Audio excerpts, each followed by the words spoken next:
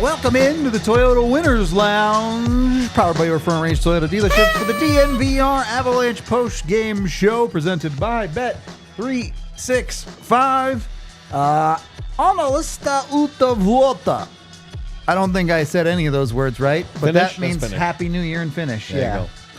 So, there you go. The Avs get a couple more goals from Finns tonight. Not just Finns, though, as it's a little bit of from everywhere in their 5-2 win over the Winnipeg Jets. Look, they won. I don't even think it was that bad of a game. I actually thought the Avs played pretty well. Maybe would have liked to see them finish a little bit better when the goalie was actually in net. But on the whole, I think it was a pretty solid game. Yes, there were mistakes. Yes, we'll get into those. But really, the Avs have won 5 in a row. They head into the new year feeling good. Mostly positive from tonight? 100%. For me, 100%. So many good stories. We'll get to them. You know, guys getting out of slumps, getting another win to make it 5 in a row, beating first place Winnipeg Jets. I don't want to hear that they were tired, playing last night. You still beat them. You were the better team. You looked faster, as you should. For the most part. But yeah, I mean, there's 2 teams on the ice, 2 good teams, so they didn't dominate for 60, of course.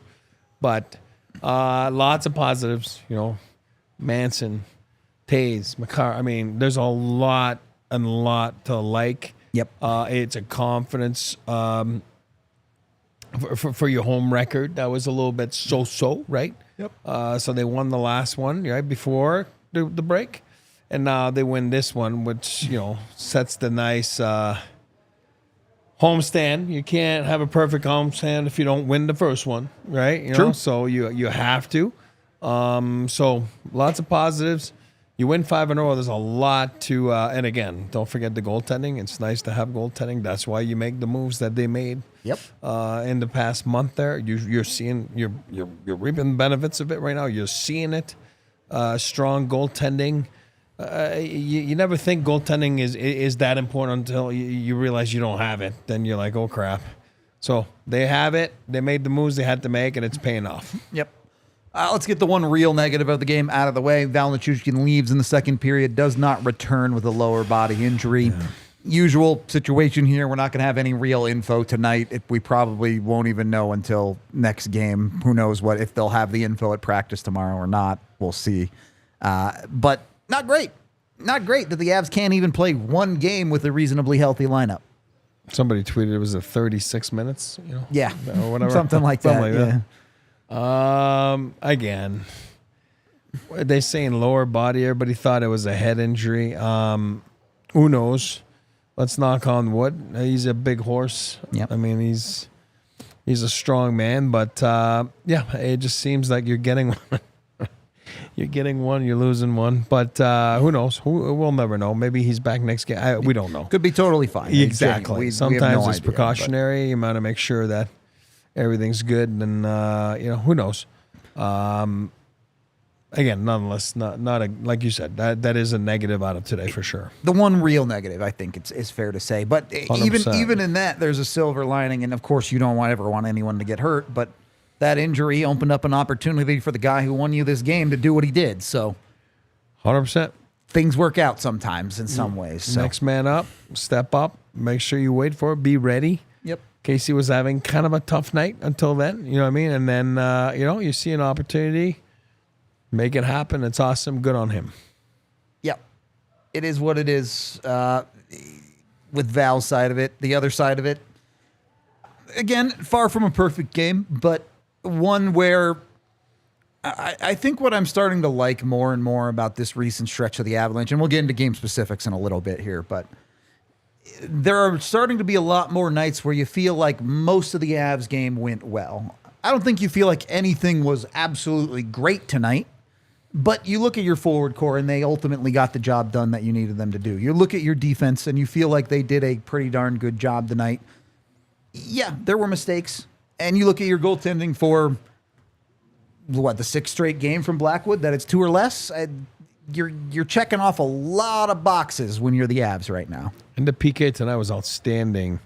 You say that, but you know what? The Avs deserve some credit for showing some discipline. Exactly. Yeah. No, I was kidding. I know, but you're right. I mean, what did we say early in the game, pregame? We said, don't give them, any reason to find their legs. Don't give them any reason to find their game. So don't take penalties. And, it's a credit to your team, or maybe the refereeing was some loose reffing tonight by both teams, on both teams. But nonetheless, they didn't take a penalty. So that's part of it. Good. When I talk about, hey, play the game you're in, it doesn't just mean against the other team. It's, hey, the refs aren't calling anything tonight. You know what? I might be able to get away with a little bit more. So absolutely. And on the flip side, when they're calling everything, then you got to be more careful and don't be dumb and stupid and then whack the guy when you know they're calling it.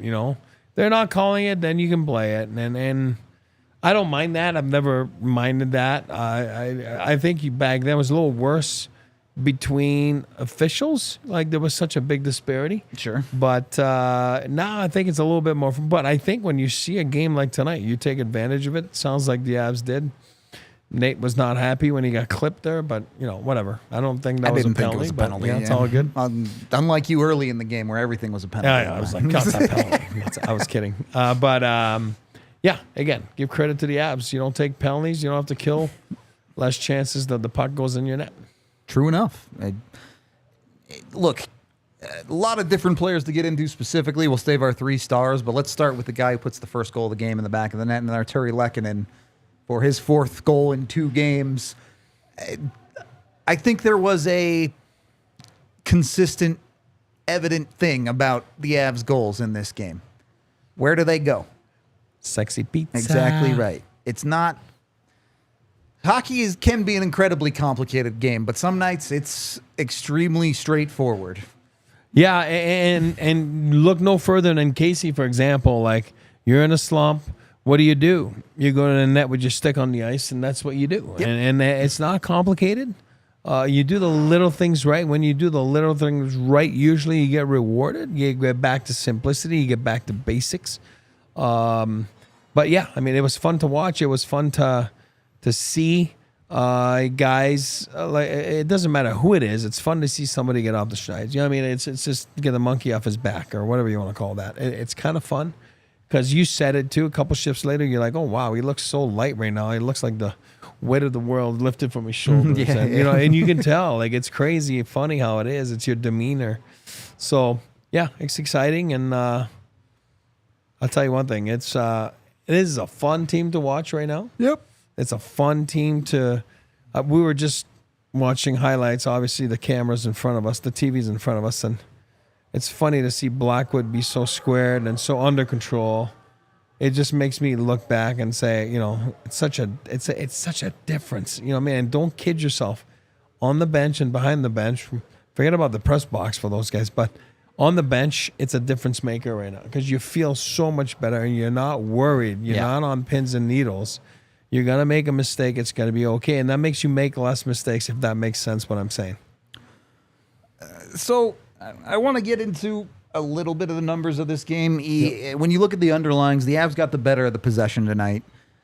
Other than the third period, where for most of the third period, the Avs were just a better team. Winnipeg kind of ran out of gas, as you would expect in a Sega Baba for them. But when you're looking at a game where you feel like the Avs had better possession, but Winnipeg probably had the better high-danger chances, who would you rather be, I guess, in that situation? Would you rather be the team dominating the puck, or would you rather be the team generating the really high-danger chances? I've always been a guy that, when your team has got the better of the play, I feel better. So be it. if you're giving up a couple high danger ones. That's why you have a goaltender. And again, you'll never go on a play saying, I'm going to give up a nice one here. You know what I mean? It doesn't work that way, you know. But when you, again, I'll say it again, 3 of the top 10 players in the world, I do feel that you should have the better of the play, night in and night out. Again, on a game like tonight, Winnipeg played last night. I think you saw Kale take advantage of it a little bit, a few times, doing the shimmy and the 10-2 and, you know, the dancing. And I think you saw Nate as well, carrying the puck. I thought they were smart with the puck. I thought they were, their puck management was better than Winnipeg's. But Winnipeg, give them credit. There's a reason they're a good team. They're at the top of the league. And, of course, their goalie, Hellebuck, was not playing tonight. But I thought Comrie played really well. But on top of it, Winnipeg, by not being at your best, by being tired, they still found a way to get those high dangers. They still found, so you got to give them credit. And that's why they are who they are this season. You know, they find ways to win games sometimes where they're not at their best, i.e. tonight, because they were on the Sega Baba. So I really was impressed by them in that sense. But I'd rather be the team that's controlling the game than, you know, you're going to say, yeah, but it's got to bring to something. Yeah, it does. But you also, again, what did you just say? They ran out of gas in the third. Yep. There's a reason for that because they were chasing the puck a lot, you know, like the metrics show. Yep. And all of a sudden the car ran out of gas. Yeah. And then there wasn't that many more opportunities in the third period like they did have, let's say, in the second or whatever it was. But, there's a reason you run out of gas is because you're chasing that puck, and the Avs did a great job there of puck management. They really did. And look, yeah, there were some breakdowns, especially in the second period that we'll get to, but I think it's a game they handled well. And you don't love that multiple times they had a 1-goal lead that they gave back, but at the same time, they were never behind in this game. They were never losing this game. That's what the best teams in the NHL do, is they get ahead and they play from ahead. And yes, they're not perfect, but when they're not perfect, that gets the game back to tied. It's just such a stark contrast from what we've seen from the Avs earlier in this season, where they make their mistakes, they're playing behind by 1 or 2, and they were such a good team that at times they could still come back and win those games, but life was so much harder for them, as opposed to a night like tonight where you don't love it, but you say, hey, they put themselves in a position to win all night and ultimately did that. And you said it too, when they fall behind, we know that from the last couple of years there. They have that belief that they can come back. Sure. Well, I mean, that's like, again, almost to a fault, right? You know, like the start of the year where you're like, oh, you got to be kidding me. But a lot has to do with goaltending as well with that stuff. So I think as a goalie, I think Blackwood, Wedgwood, what I see from them is they do challenge themselves to make sure that nothing gets by them first. You know what I mean? Like, and it mostly been that way. I didn't say every game, but mostly. And I think it's a mindset you have as a goalie, and it's fun to see those two. It starts on the back end there, meaning in the pipes. They seem to have some good energy. You see it on TV timeouts. You know, they're both energetic. They're both talking to the bench. They're both talking to the trainers, to each other. Big contrast when what they had before, and that's what Bednar keeps saying on those press conferences about, you know, vocal and, you know, nothing against the guys that were there before, but they're not very, alive, and sometimes that can be, you know, good, but sometimes that can also be, you'd like a little bit more involvement or give a crap meter, you know what I mean, of where your team's at and what's going on, you know. So those guys are involved. Those guys are intense, which is, like I said, it's a contrast from what we're used to see. So if you add that, it adds up, and there's that belief. And what is it, 10-0 after one period? If you take the lead, and they're 4-0 if they're tied after 2, and they're whatever, a gazillion, and they go close out games when they're winning after 2. So you don't need to be a rocket science or a math genius to see that when they do take the lead, you know what I mean, after a period or 2, you know, they usually close it out, and then it's usually a good sense of like you're going to win the game, and good teams know how to close out teams, and the Avalanche are certainly a good team if you're looking at the way they close out teams. They certainly have not lost with a lead in the third period yet this year, so you got to have confidence in this team when they can play with that lead. We are going to play with our lead here a little bit. I don't know. Do we have a lead? Either way, it feels good to watch a hockey game and drink a Coors Light. So jump in with Coors Light today. Get yourself some delivered to your front door with CoorsLight.com/DNVR. Thanks to Instacart. You can choose chill. It's the beer that the mountains on the bottle or the can literally turn blue to let you know it's ice cold and ready to drink. Probably saw me drinking a few during the watch along if you were joining us with that. Always a good time with Coors. Make sure you're part of the party. And of course, please party responsibly, especially on New Year's Eve. Coors Brewing Company, Golden, Colorado. And once you've got your Coors Light in your hand, make sure you've got your other hand full of a sexy pizza. The Avs did a great job of going to sexy pizza tonight. That's how you score, some say, being sexy pizza. Go get with Sexy Pizza, though, for real. They make great pizzas, and they support the community. They're always doing fundraisers. They support local sports teams, whether it be kids or high school or middle school, all sorts of stuff. They've got you fully covered with Sexy Pizza on top of their delicious pizza. And if you go to a location that serves alcohol, you can even get their daily special, which includes a beer. So jump in with Sexy Pizza today. Go support your local Sexy Pizza pizzeria. Pizza. No, that's a different story. Second period of the DNVR Avalanche podcast. I did want to touch on Mackenzie Blackwood a little bit more here. For maybe the first time since he's been on the team, he doesn't make our 3 stars tonight. That doesn't mean he wasn't deserving. It just means we had some other guys that I think deserve to make the list. Yeah, exactly. You can only give a guy a star so many games in a row. But I think it's interesting the consistency we've gotten out of Blackwood, particularly when you look at the range of games that he played. You look when he first got here, 39 save game against Nashville. Yep. He had that 34 save game against San Jose. Just the other night against Utah, he makes 35. But then he also has the 24 save game against Vancouver, the 19 save game against Seattle, and tonight just 22 shots for Winnipeg. And I think as we all know, the Avs are capable of regularly giving up low 20 numbers of shots to teams. And we've talked and seen a lot of goalies that maybe struggle with a little bit less of a workload. So far, it has not mattered for Blackwood, whatever the number of shots is, whatever the danger of the shots is. He's kept them locked in. And that's again, you never look at how tired can you be. It was a second bob. Okay, they played last night. It's not like they just had the Christmas, the holiday break. You're not that tired if you're a Winnipeg. For sure. Everybody gets through that. The Avalanche have had big wins this year on Segababas. So it's not an excuse, but it's a confidence builder for a guy like Blackwood because it's a divisional game. You're showing the opponent now, for the first time you have solid goaltending. Again, I'm going to extend it to Wedgwood as well. Those 2 Wood dudes, you know what I mean? Like the lumberyard, baby. Lumberyard dudes, they give me a smile on my face. Like honestly, I was having a fit. Like again, and I threw a couple fits. This year. You and Caillou. Yeah, Caillou threw some fits. Like I was really not.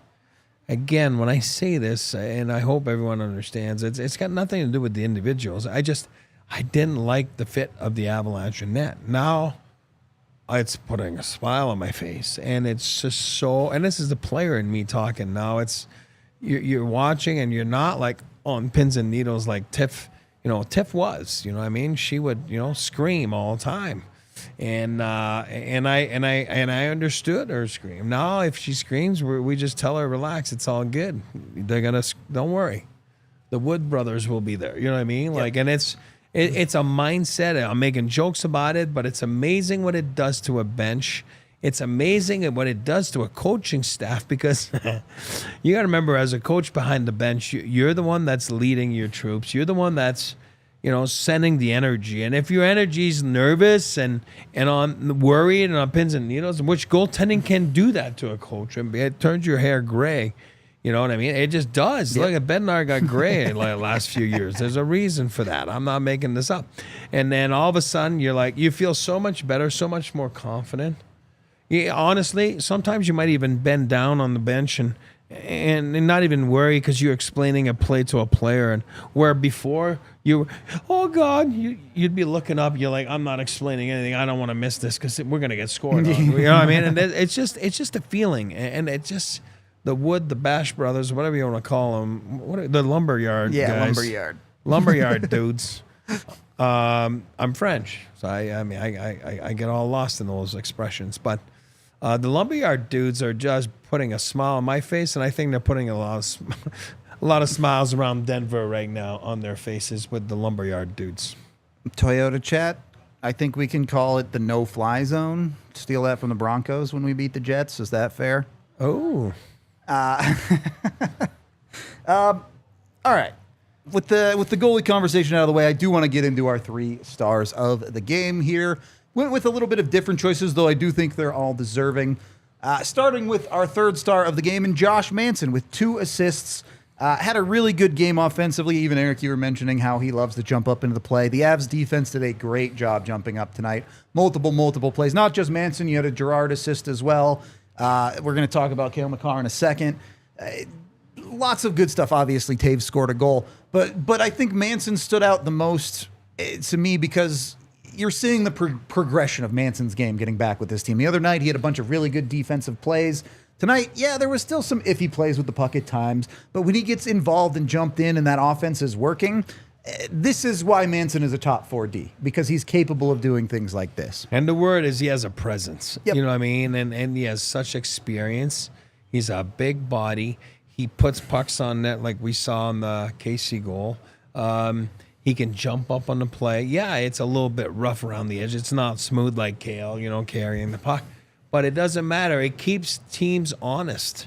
It keeps teams on their heels. It keeps teams backing off because they're like, well, if Josh Manson is jumping up, then they're all jumping up. You know what I mean? And that exactly. For me, that's the beauty of Josh Manson. I missed him when he was gone, and he hasn't been perfect this year, but he'll be ready by the end of the year. And I want to be clear, the first goal is not Josh Manson's fault.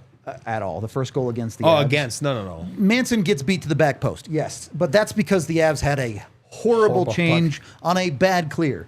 There's just nothing Manson can do there. He's caught behind the play before he even steps on the ice. So, I wanted to give him some credit there. Not his fault on that first goal. And you got to remember, just so everybody understands, when you're going straight at the net like that, and you're going 100 miles an hour, there's only one thing you can really do, and it's tip the puck. Yep. But a lot of times, if you tip it, it's in your net. Yep. You know what I mean? And that it's a tough play. You know what I mean? For sure. And if you're a step behind, which he was, not by his fault, like you just said, but you're chasing the play now, and when you're chasing the play, your stick gets in the way, and then it's top shelf, and then your goalie has no chance, and it's like, buddy, let me at least try to make a save from their guy. You know what I mean? So, yeah, you're bang on with that. That was not his fault. It was bad puck management. Even Casey, 30 seconds before that. McKinnon I mean, then in the Parson, offensive zone it was bad. A defensive zone turnover. Parson has a poor clear. It was bad, and then a bad change. Yeah, so it was just bad. Right, exactly. There's a lot of bad there. Yeah. So he's our 3rd star. Our 2nd star is Cale Makar. And I think you could make an argument that Manson should have been 2nd and Cale could have been 3rd. But my reasoning here is go ask anyone who doesn't know hockey that well who was the most noticeable player on the night for the Avalanche, and I guarantee you they will say Cale Makar. That dude was working magic on the blue line all night, penetrating, shaking, baking, making kids look stupid. And it's crazy to me to think that, oh, yeah, that's just kind of a regular Cale Makar night. He is, I mean, God, we say it all the time. He's one of the best players in the world. My favorite player in the world, a unicorn. But when he starts dancing and it's like, you're not touching the puck. Yep. You're just not. And he's laughing at you, and he's so humble and nice. I know he's not laughing at you, but he is. You know what I mean? Right? Even him, the nicest guy in the world, he's laughing at them. He's like, come and get it. Ha ha. You know what I mean? And he makes people look foolish. But I'll say it again, 25 minutes of ice, whatever he did tonight. That's 25 minutes. You're controlling the game. Yep. And I don't want to hear anything about other defense. Yeah, I get it. You know, Quinn had a great season last year, and he's having a great year again, you know. But outside of those two, I don't want to hear people and put them in the same sentence because those two are clearly a cut above the rest. So I'll put Quinn so I don't catch flack, you know. I'll put Quinn and Cale in the same category. After that, I don't want to hear it. Nobody controls a game like these guys do. And again, I'm biased here with Cale. So nobody controls a game like Cale does. You're talking about feeling pretty good about yourself on the bench. Well, you're feeling pretty good as a coach when you see Cale Makar on the ice. You're like, yeah, we're good. We're good. Only good things are going to happen. So, yeah. There's a thing I like to do that gives a little bit of context to statistics sometimes. With the assist tonight, Cale Makar has 46 points this season. Yeah. If you go back to last season and you look at the entire scoring of defensemen for the entire season, keep in mind, we're not even to the halfway point by games played. Cale Makar, if he didn't play another game this year, would have outscored all but 27 guys last year. Yikes. As defensemen. Yeah. And there are plenty of nights where you feel like, oh, Cale has more in the tank or this or that, or maybe his defense wasn't the best. He is better than 90% of the defensemen were last year, and we're not even to the halfway point of this season when it comes to his offensive output. And I hate that word, special, but he's special. You know what I mean? I don't know. There's so many words to describe him, but what he does, again, it might take years for anyone to duplicate this. You know what I mean? Like, it's just not normal. It's not. It's just not normal what he's doing. It feels like it's normal for us because we see it night in and night out. And for me, I'll use that word. It's a privilege to watch this. It's so fun. And sometimes you watch different games at night. You watch different, teams around the league, and you're like, whoa, what's going on? It's not that impressive. When you get this tonight, like, the Makars, McKinnons, Rantanens, it's pretty impressive. Yep. They are that good sometimes. It's okay. They're allowed to be that good because they are who they are. But our number one star, though, is, of course, Casey Mittelstadt. The game-winning goal. He gets himself out of the slump a little bit. I want to talk about it a little bit, but he addresses it in his post-game interview, too. So let's hear it directly from Casey, what he has to say wearing the big hat. So how does it feel to score your first goal in a while? It's been a while, like you said, so it's good. Obviously, I feel like that's how you usually get your first one after a while, so it was a heck of a play by Mance, and, I'm just happy that it was at a good moment for the team and a big win for us. Second play like that tonight from Josh Manson in his second game back. What's the value of his return been?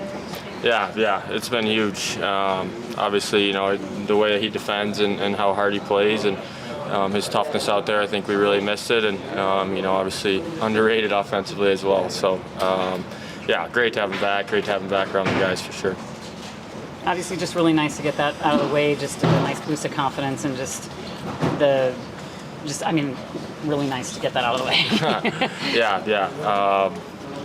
I think it's been well documented. Obviously, it hasn't been a great stretch. So, but like I said, just keep your head down, keep working hard. I think hard work pays off, and that's the result in the end. So, felt good for sure. You did have to start on the fourth line tonight. Jared said that Ray talked to you about it yesterday. Just what was that conversation? Yeah, I understand. Like, I'm not mad at anyone. I think it's obviously have myself to blame. So, but they've been great. They've been talking to me and watching video and things like that. And Ray's he's been working with me the whole time. So, he just said, we're gonna get you back to where we know you can be, and we're gonna rebuild it a little bit. And obviously, I'm on board with that. I want to play better, and I want to be a better player. So. All positive things, and keep going. Jared talked about it being a little more mental for you. Did you do anything differently to prepare for tonight's game? I feel like I've probably been mixing it up more than usual over the last few games, and I don't know. Obviously, you try to find something that gets you in the right spot, and it's been a while since I've had a stretch like that. So, but. Nothing in particular. I think, the hard work and, get yourself ready. Obviously, you're trying different things and trying to find a spark, but, get yourself ready to play, and we're pretty lucky to play this game. Do want to get into Mittelstadt a little bit more, but before we do that, we do got to pay some bills here, so be sure to make sure you're hitting up Toyota. Obviously, sponsor of the Toyota Lounge. But they also have great vehicles, 17 different all-wheel drive vehicles to get you wherever you're going, and 16 different hybrid vehicles to save on gas for your daily commute. Whatever it is with Toyota, make sure you're getting with the official vehicle of not just the Colorado Avalanche, but the official vehicle of us here at DNVR too. So jump in with Toyota at your local Toyota dealerships, whatever those may be, including but not limited to AutoNation Toyota, Rapplin Centennial, Corwin Toyota in Boulder, Groove Toyota in Littleton, Mountain States Toyota in Denver, Stevenson Toyota in Aurora, and Stevenson Toyota West in Lakewood. Again, the official vehicle of the Colorado Avalanche is Toyota. And then, once you got yourself a Toyota, do you guys know the new cell phone laws? I actually don't. I know there's some new ones that are coming in, but either way, you can get your hands-free devices with Verizon too. So jump on with them. Make sure you're getting with Verizon to get on the best network. And when you switch right now, you can get up to an $800 prepaid card when you trade in your phone with Verizon. So jump in, get with Verizon today to get that $800, which is kind of a ridiculous amount of money. You should just do it for that fact, if nothing else. But you also get a great phone, a great plan, and all of that greatness, whether it be streaming or access to Verizon Insider, which gets you access to tons of different events across the country. Whatever it is, $800, probably worth it alone. When you switch to Verizon today, visit your local Verizon store for more details on how to become part of Verizon. Third period of the DNVR Avalanche podcast.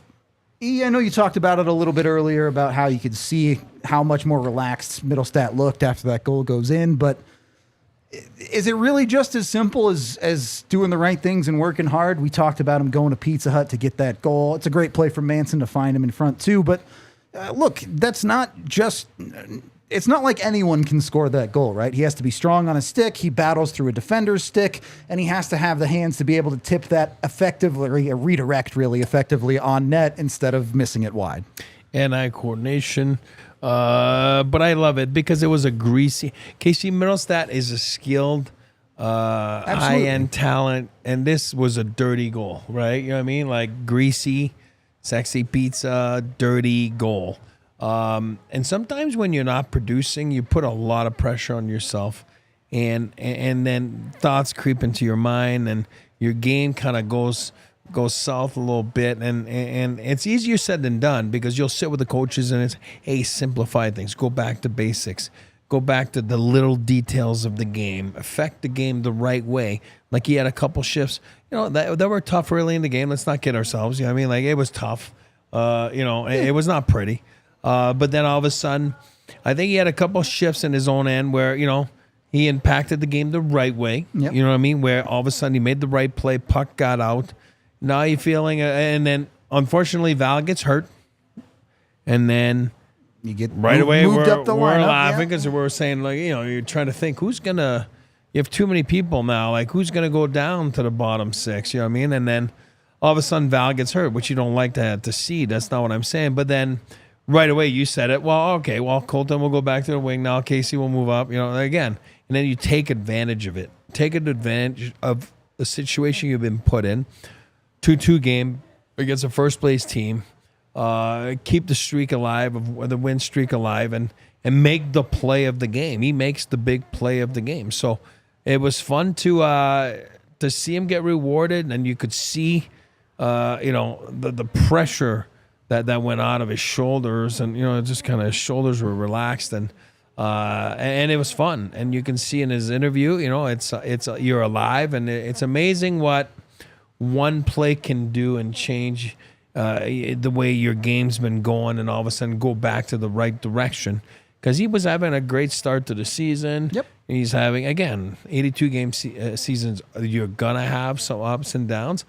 Of course, the last little bit it's been a down. It's been the biggest down of his career. You know what I mean?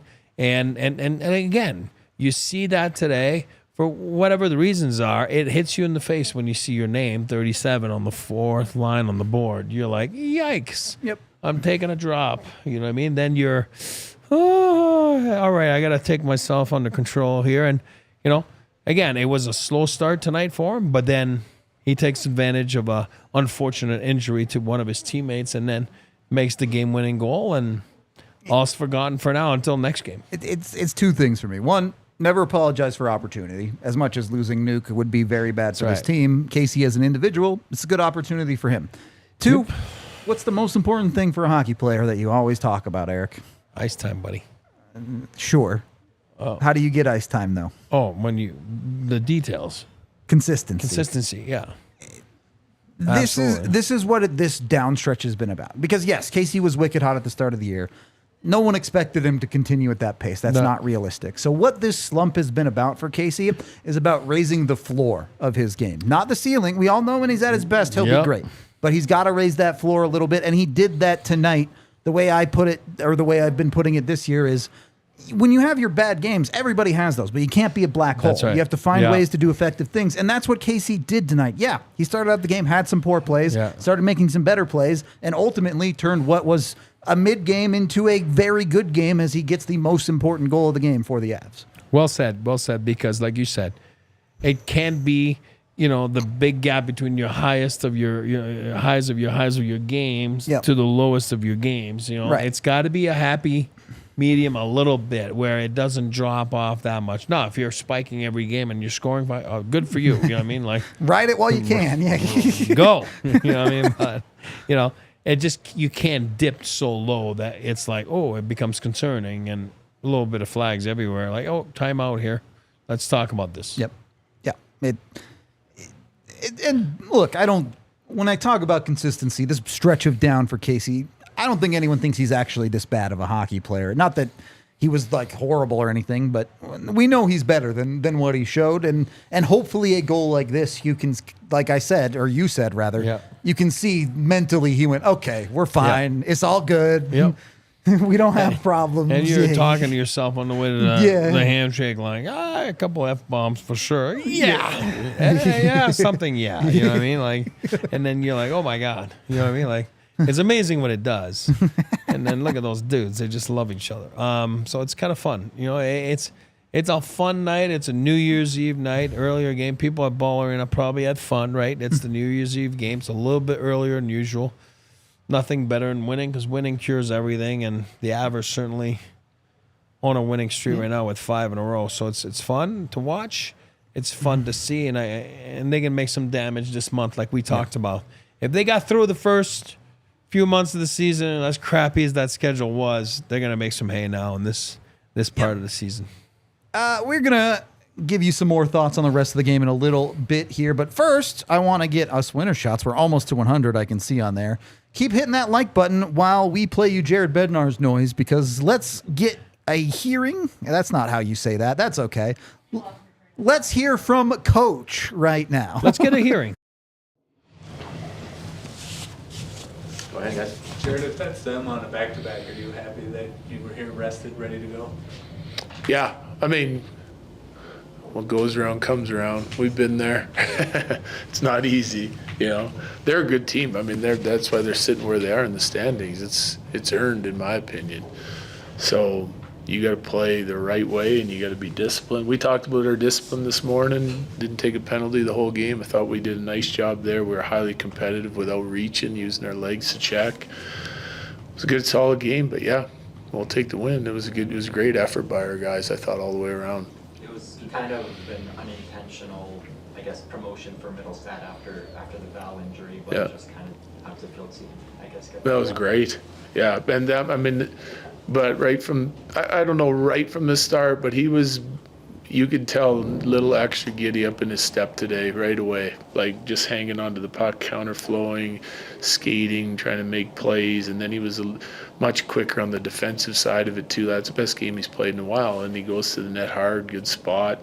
I thought he was impactful from the get-go, and then he finally gets rewarded, which is great to see. You could see sort of the tension release from him, and then he got even quicker after that. Do you have an update on Val? I don't. Yeah, no. Lower body he'll get evaluated. I'm sure tonight, tomorrow, they'll figure it out. We'll see on the timeline. And how frustrating is that? Just that you get drilled back and you get. Shouldn't surprise me at this point. It sucks because like we talked about, just trying to get deeper through our lineup, and I feel like the guys that are playing are giving us everything they got, but we just constantly have that'll push us back up to 4 guys out again, and it's just not easy. It makes your job that much more difficult. He did get like kind of elbowed in the head right before his last shift. That wasn't part of the injury. No. Or it wasn't okay. No. Is it? I mean, when you talk about playing your identity, was that your team playing your identity to a T? Yeah, I don't know about to a T. Like there's so many things I liked about that game. I did. I'm sure like O-zone, D-zone time, we were really good in that. Scoring chances, I'm sure we were really good in that. It's what we gave up. The handful, like we did a decent job in the first, decent job in the second. Obviously, third we didn't give up a lot. But it's what we gave up. I just felt like it was so easily curable. Like I felt like our problem was our D gaps were loose tonight, and usually that's a strength of our game.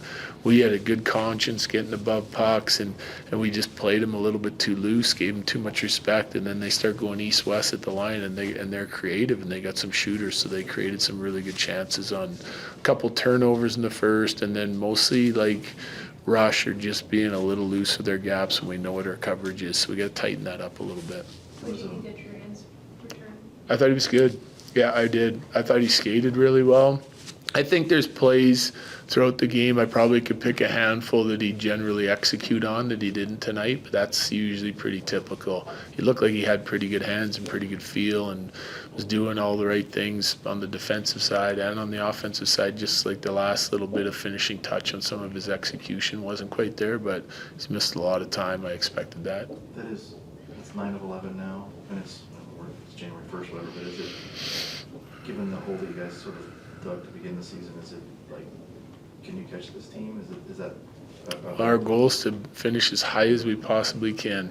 Always is, because, and it's not really about the standings for me. It's about, well, number one, you got to get in. But I mean, it's more about, if you're getting the results with as deep as the West is and how good everyone's playing, like if you're getting the results, you're doing something right. So it's more about the way we're playing and the way we have to play in order to have success long term and at the right time of year. So I think we're getting there. Like we've made huge strides as a team, even with all the guys that are out. We still haven't seen our full team, and hopefully we continue to improve.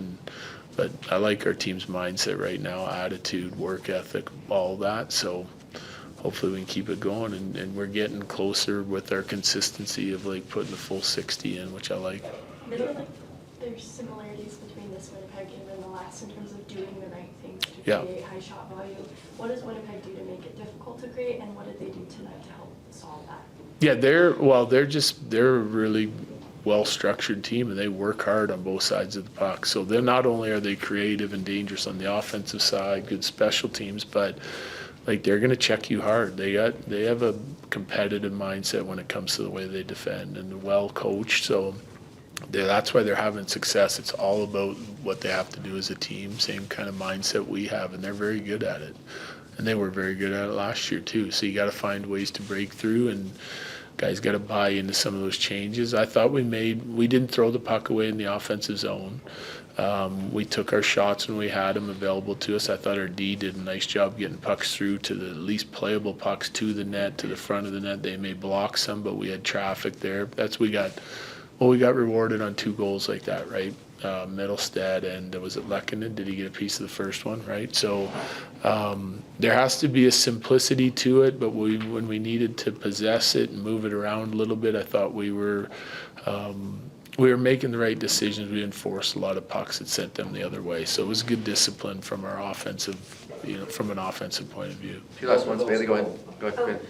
Middleton scratched last game, Don scratched tonight. Are you kind of seeing what you need to see out of Middleton, I guess, when back up? Yeah, I mean, listen, we got capable guys back there, and if guys struggle a little bit, then, they're fighting for their starts, their ice time, so we're trying to drive the best out of that group, and they've been dedicated. I have no problems with any of the guys that we have. But some nights, just maybe the other guy's a good fit, and he's rested, and some nights, if a guy struggles a little bit, we're trying to push him to be a little bit better and more dialed in. Both of those the Lehkonen and the Mittelstadt goals, they both started on Josh Manson's stick. Is there like an extra confidence you're seeing in this game since the injury that he had? I don't know. Like, I think he's a confident guy all the time, plays hard, and, you know, he likes to get involved in the offensive side of it. I think all year, you know, he's been pretty impactful when it comes to that. You know, he's still finding his game for sure after coming back, and he's still not at 100%, but he's highly involved, and he's going to give us everything he got. And part of that is helping create offense and making the right decisions with the puck, and especially in the offensive zone tonight, he did that. Okay, thank you. Thank you. Thanks, Coach. Yep. Happy New Year. Happy New Year. You know the injury situation is ridiculous when even coaches just going, it sucks. I don't know what to tell you. We're just dealing with it. I just feel bad. Yeah, We do. Cross our fingers that it's not bad, right? I mean, who knows? But I would say that, I don't know, from hearing that, it's not like, no, he'll be fine. It was just precautionary, you know? It certainly wasn't that. Eric, don't look at my screen. Let's play a fun little game. Can you name every Av that is currently scoring at over a point per game? Okay. Well, McKinnon, Rantanen. Yeah, okay. Val? Correct. Obviously, Kale. Actually, not correct. He's not anymore. No. He was there a couple games ago, but now he's not. Oh, yeah? So nothing today. Okay, it won't count. Take it back. I'm going to say Lecky's got to be there. No. Is not. What about? No, Ross has no assists. Can't be there. Correct. Ross is not there. He's got too many goals, not enough. He's got the Cy Young going. Well,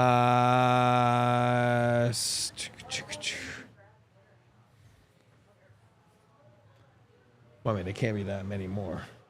There's at least one more that played tonight. Drew? Yep. Oh, with 2 assists tonight. Yeah. Jonathan Drouin is up to a point per game. Yeah. You're right. He started this season, yeah. Just wanted to sneak that one in there on you. And I don't think that Drouin was particularly great tonight. I thought he was fine. But that's what the best players do. And Drouin isn't a superstar, but he's a quality player for the Avs top 6. And he shows up and has a 2-point night when the Avs kind of needed it from their top 6 tonight. They didn't get a ton from their bottom 6. Frankly, you could even argue that their bottom 6 was actively bad. So you needed Jonathan Drouin to pitch in some points. You needed Cale Makar to have a good night, your defense to have a good night. McKinnon and Rantanen ultimately get theirs in their own ways, even if it is empty net points for Rantanen like it often is, but whatever. It's fine. Those extra pieces are the reason we've been talking about all of the first portion of the season. Like, the Avs just have to get here. They just have to get enough of these guys back and they'll be fine. This is what that looks like. But it pushes everybody down, right? Yep. It pushes, not down. I shouldn't say that. Oh, did I say over? My bad, Drew. Bad question giver. Why? Because Druin's right at a point per game. Was that, not over, technically. See? Thank you, Drew. Bad, Rudo. It just, when guys come back and guys gets not pushed down, I hate that. You get slotted right. You get slotted in the right places, and it just brings stability. It brings confidence. It brings, and quite frankly, it's just easier to play at your level. And it's no disrespect to use Logan, for example, because we love Logan and I love Logan, and but what I'm trying to say is, for example, Logan's not a first-line player, and all of a sudden you're playing against top Ds. Right, You know what I mean? right. So it's nothing against Logan, but it's like it just makes the game so much harder for you when you're slotted in the right place. Then you're playing again to your strengths. You're playing against lesser guys, and sometimes you're playing against a team you can expose because their bottom pair or their bottom 6 is really weak, and the Avalanche are strong. You know what I mean? Yeah. Like, and then you can expose them. So, yeah, for me, that's what it does, and that's what having people back means. And again, cross our fingers now and hope that it's not going to start again like a mishmash. And yeah, move on. Yeah. The universe owes the Avs a little injury luck. I know that's not how it works, but come on, give them a break here. Chat, you did get us over 100 likes, so thank you very much for these winter shots. We're doing the tall shots for New Year's, so hope everyone has a happy New Year, and also this one goes out to USA beating Canada as well. So my boy Cole and Cole, my boys, the Coles, Cole and Cole. Woo, BU connection. All right. Another thing I wanted to talk about, and I don't know that this is even necessarily a negative per se, but the Avs do give that second goal back. They made their lives maybe a little bit harder than they had to tonight by they get a 1-goal lead, they give it back. They get a 1-goal lead, they give it back. And then the third time of asking, they finally get the job done in the third period. But they couldn't quite pull away from this Winnipeg team. And yeah, on one hand, Winnipeg's on a Sekababa, and you would have liked to see the Avs do that. But on the other hand, I mean, look at that second goal, man. The Avs have some players that are capable of making great plays. Tip your cap to Logan Stanley on that one, man. He knocks a puck out of midair to put that pass through to Velarde into the net front area. And sure, you want Sam Malinsky to be stronger there. You want him to position better. Fair enough. But also, there's a reason there's two teams on the ice. Sometimes the other team makes good plays too. And Velarde, give him credit right there. He does. Like, he sees that.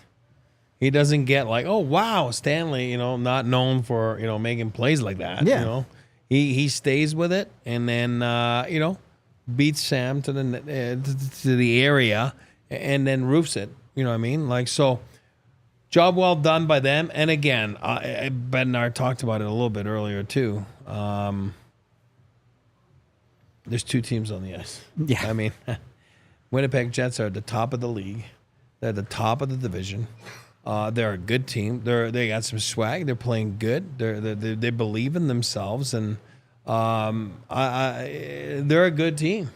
So you got to give them credit, and that's why I don't get worried when there's parts of the games that don't look perfect on a game like tonight, because there's two teams out there. I'm going to repeat it. Last I checked, there's two teams that play hockey, and there's one puck, two teams, and sometimes you're just going to be chasing it, and the other guy's going to have a little bit of a better momentum. We talked about momentum before the game. We talked about making sure you got momentum back, or by making a big play, a big goal, whatever it was. But you said it earlier. Avs never trailed in this one. Yep. They never trailed once. So when you're in that situation, the Avalanche feel comfortable playing in those types of situations because they do have championship habits. They do have belief. And they do have a core that can overcome anything. But now they have one weapon that they did not have, and it's called goaltending. It is nice to have, no doubt about it. I know you're not a standings looker, E, but for us standing lookers out there, unfortunately, Dallas and Minnesota both did win tonight, so the Avs make up no ground there. For the Winnipeg case, the Avs are 9 points back with a game in hand. If you convert the game in hand, you have to make up 7 points on this Winnipeg team. They play Winnipeg a couple more times in the next 6 weeks, so if you win those, hey, maybe you start having a conversation about chasing down the top of the division. It's not impossible. Hey, you win the games that you win, and that you win. No crap. You win the games against teams that you're chasing. Those are the ones you want. Those are the ones you want to make sure that you're on top of it. You're on top of your game, and that was a step in the right direction tonight. Yep. It was a confidence builder for the goalie to play. That's probably against the biggest game of the year so far for Blackwood. You know what I mean? Meaning, like, you're playing the division leading Winnipeg Jets. Yep. That was a big game for them. So it was fun. I liked it. And again, you got to have some swag. You got to believe a little bit, and that's what the Avalanche are doing right now. And I think from a standings perspective, for the first time this year, the Avs can really start looking ahead instead of trying to outpace the guys behind them a little bit. They're only 4 points behind Minnesota. That's been the case for a little bit now. But they're starting to put that gap together. St. Louis now 6 points behind the Avs, and the Avs have a game in hand. So those fringes of the Central Division playoff race are falling away. Calgary, quite a bit closer. They have a couple games in hand, but even if they convert those, they'd still be behind Colorado by a point. So the Avs are, it's December. It's hard to say they're comfortably in a playoff spot in December, but they're in a much better position than they were a month ago. And you're right. Again, I'm not a standings guy, but you have to know and you have to be aware where you're at. And you have to know when, I always say that on the ice, you have to feel the danger. You know what I mean? When you have the puck, you have to feel danger. And it's the same thing in the standings. You have to feel where you are and where you can start to slip. And to their credit, they never really slipped after that, horrific start. You know what I mean? And after that, they've always found a way to get it back. You know what I mean? Get it back on track. And now they're really on the track. You know what I mean? They're really on the track. 9-2 last 11. Couple home games there in a row they've won. Now they got a homestand. A little trip, come back with another homestand. So they are feeling good about where they are in the standings as a team. And I think that you can only start looking and feel confident that you can make some ground now, and you finish where you finish, and then you always say you want to get into the playoffs, feeling good about your game and on an upswing, and that's exactly what they're going to try to do. All right, let's hit the Super Chats, and then let's wrap up this New Year's podcast. $5 from Sparky. I don't know if you put your comment in chat or something, but we didn't get it, so thank you very much. $2 from Robert, who says, USA, USA, USA. Let's go. They got to still win the important ones, too. But 10 New Zealand bucks? Zealander buck? I don't know. 10 New Zealand dollars from Stuart. Technically, first win of 2025 for the Avs Down Under. That one put a big old smile on my face. Dare we think cup run yet? Have an amazing New Year's celebration, guys. Thanks for all the content in 2024. I mean, you can't go on a cup run until you're in the playoffs. But, I think it's pretty safe to feel a lot better about this team now than you did certainly in November. So... And then just look no further than the moves they've made the last few weeks with the goaltending to the Parson. It's certainly not just, we got to get in the playoffs, but we got to make damage in the playoffs. And that's the way they're built. That's the way they're thinking. And that's the way that's going to be for a few more years now with the core that they have. Yeah. Looks like Sparky said the $5 was towards the winner's shots. So thank you very much, Sparky. And then $5 from the Schick, who says, Happy New Year, everyone. Thanks for the content all year, fellas. Best hockey pod in the business. Shout out to Gizmo. Be well, brother. Yeah, looking out for the homie. Appreciate that, Schick. It's been a wild year. On the podcast, on the Avs, all of it. It's been crazy. No real rest for the wicked, though. The Avs pick up an every other game schedule starting right away in January. So it's going to be quick and fast. We are going to be taking tomorrow off the show, though, for a New Year National Hangover Day or whatever it is. So I hope y'all have a great New Year's as well, whatever you're doing tonight, whether it's already the New Year's for our non-North American folks or whether it's about to be New Year's on the East Coast, wherever it might be. We appreciate all y'all so very much for supporting us. Continue to do so in 2025. I hope you will, whether that's being a diehard or just being in the shows and watching, listening even on the podcast, whatever it might be. We wouldn't be able to do all this without all of y'all. So thank you. We are done for this one, though. So we appreciate y'all. And we will be back on Thursday for the next Avalanche game. This has been the DNVR Avalanche postgame show presented by Bet365. We all silly like the mayor.